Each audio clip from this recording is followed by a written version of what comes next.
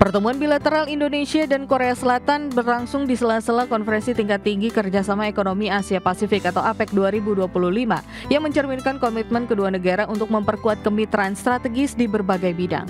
Salah satu kerjasama investasi adalah pengembangan mobil nasional berbasis listrik di Indonesia.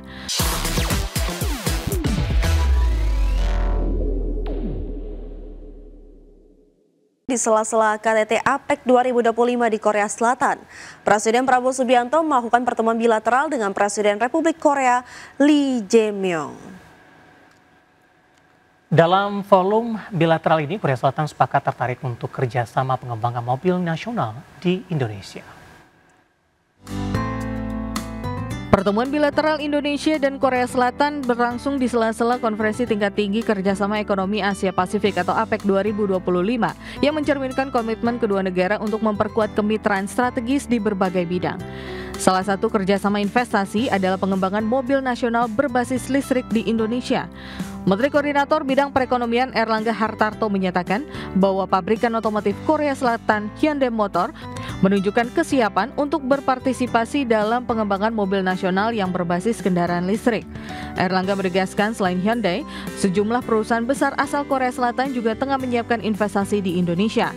Sementara itu mengenai skema kerjasama dengan raksasa otomotif Korea Selatan Hyundai tersebut masih akan dilakukan lebih lanjut. Tentu saja minat Hyundai sejalan dengan dorongan pemerintah Indonesia untuk memperkuat ekosistem industri kendaraan listrik nasional, mulai dari hulu hingga hilir, termasuk pengembangan baterai, infrastruktur pengisian daya, dan rantai pasok lokal. Selain Hyundai, Menko Erlangga juga menyinggung sejumlah perusahaan besar asal Korea Selatan yang terus memperluas investasi di Indonesia seperti Lotte Chemical dan POSCO. Dari Korea Selatan, Tim Liputan IDX Channel. Di mana Konferensi Tingkat Tinggi Asia Pasifik Economic Cooperation atau KTT APEC 2025 di Gyeongju, Republik Korea, Presiden Prabowo Subianto menegaskan manfaat teknologi artificial intelligence atau AI untuk mengatasi kemiskinan dan mencapai swasembada pangan. Dalam paparan di KTT Economy Leaders Meeting, di sesi kedua, Presiden Prabowo menekankan bahwa pemanfaatan kecerdasan buatan atau AI dan teknologi tinggi menjadi kunci bagi Indonesia dalam mempercepat pengentasan kemiskinan serta memperkuat ketahanan pangan.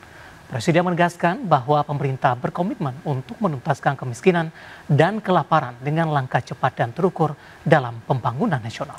Ya, selain itu, Kepala Negara menjelaskan bahwa Indonesia kini mulai memetik hasil nyata dari penerapan kecerdasan buatan di sektor pertanian.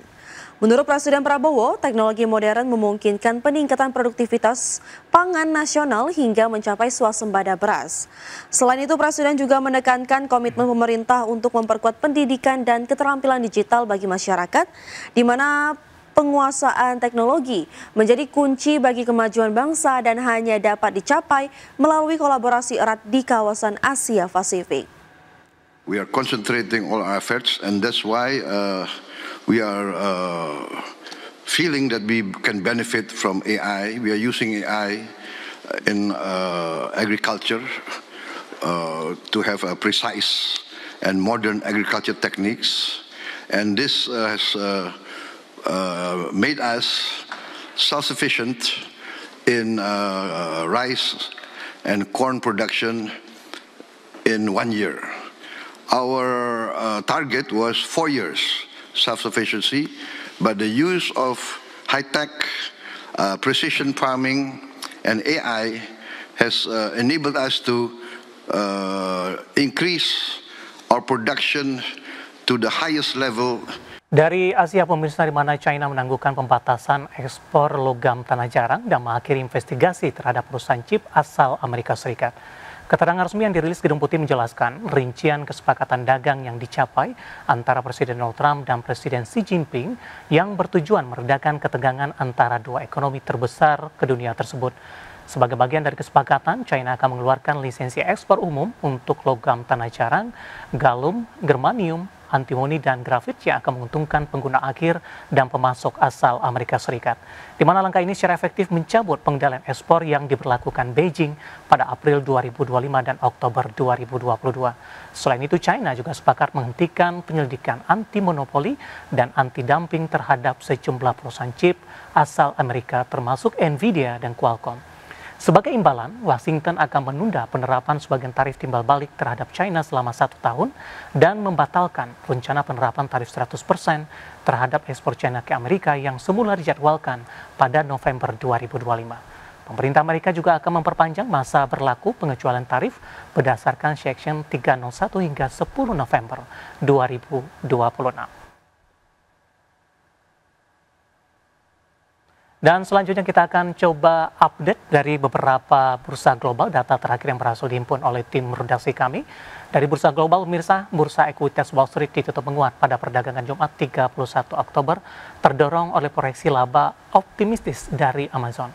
Namun sentimen investor masih tertahan akibat kekhawatiran bahwa The Fed bersikap semakin berhati-hati dalam melakukan pemangkasan suku bunga. Pada tutupan perdagangan Jumat, indeks Dow Jones average naik di 0,09% menjadi 47.562.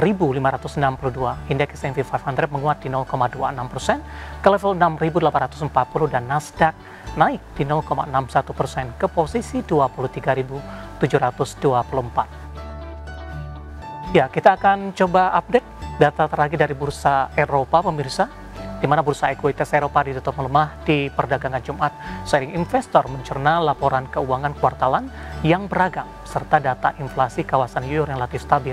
Indeks acuan pasar saham Eropa stok 600 turun di 0,51% ke level 571,89. Indeks Jerman turun di 0,67% ke 23.958 dan FTSE Inggris melemah di 0,44% ke 9.717. Vina, kita lanjutkan kembali. Musim rilis kinerja kuartal ketiga masih terus berlanjut dan kali ini datang dari emiten pertambangan batubara ini, di mana PT Indika Energi Tbk mengukuhkan penurunan kinerja selama 9 bulan di 2025. Ya, Perseroan mencatatkan laba bersih sebesar 479.123 dolar Amerika atau turun 98,6% dibandingkan dengan periode yang sama tahun lalu. PT Indika Energi membukukan penurunan kinerja selama 9 bulan 2025. Indi mencetak pendapatan 1,44 miliar dolar Amerika atau setara dengan 24 triliun rupiah. Sementara itu laba bersih juga turun menjadi 479.123 dolar Amerika atau setara dengan 7,9 miliar rupiah. Berdasarkan laporan, Perseroan membukukan penurunan pendapatan hingga 19,1% year on year dari sebelumnya 1,78 miliar dolar menjadi 1,44 miliar dolar. Sebagian besar pendapatan ini dikontribusi oleh Kideko sebesar 1,15 miliar dolar. Sementara itu, lini bisnis lainnya yaitu Indika Resources mencetak pendapatan sebesar 47,2 juta dolar, Tripatra sebesar 176,2 juta dolar, Interport sebesar 93,1 juta dolar, dan pendapatan lain-lain sebesar 59,5 juta dolar. Adapun turunnya pendapatan ini menurut manajemen disebabkan terutama oleh penurunan kontribusi dari Kideko karena penurunan harga jual rata-rata dan dari Indika Resources karena penurunan volume perdagangan. Perseroan tercatat membukukan laba bersih sebesar 479.123 atau setara dengan 7,9 miliar rupiah. Laba bersih turun 98,6% dibandingkan dengan periode yang sama tahun lalu. Berbagai sumber IDX Channel. Emiten retail PT Mitra Adi Perkasa Tbk atau MAPI mencatatkan laba bersih sebesar 1,37 triliun rupiah hingga kuartal 3 2025. Berdasarkan laporan keuangan, laba bersih MAPI naik 5,75% secara tahunan dibandingkan laba bersih periode yang sama tahun lalu senilai 1,29 triliun rupiah. Seiring dengan pertumbuhan laba, MAPI mencatatkan peningkatan pendapatan bersih 8,76% year on year menjadi 30,03 triliun rupiah per kuartal 3 2025 dibandingkan 27,61 triliun rupiah pada periode yang sama di tahun 2024. Ya, pendapatan MAPI dari segmen usaha penjualan retail mencapai 25,45 triliun rupiah atau naik 10,68% year on year. Kemudian pendapatan dari segmen usaha department store naik 0,68% menjadi 2,11 triliun rupiah. Akan tetapi segmen usaha kafe dan restoran MAPI mencatatkan pelemahan pendapatan di 2,75% year on year menjadi 2,35 triliun rupiah.